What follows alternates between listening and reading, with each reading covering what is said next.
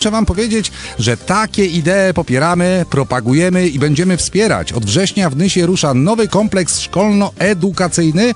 Jest możliwość zapisania się w każdym wieku i podnieść swoje kwalifikacje. Kierunki, na jakie można się zapisać, to m.in. 2-letni kurs zrywania czereśni, matura tu nie jest wymagana, pogimnazjalny roczny kurs operatora taczek wolnobieżnych oraz 3-miesięczne przeszkolenie operowania urządzeniem ręcznym typu szpadel.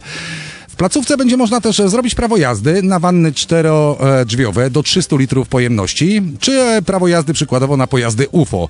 Dla tych, którzy lubią ryzyko, jest możliwość też zrobienia prawa jazdy do kierowania różowymi jednorożcami na przykład, lub na przykład spółkami Skarbu Państwa i szczerze polecamy. Szersze informacje do uzyskania są u nas w sekretariacie Radia Nysa.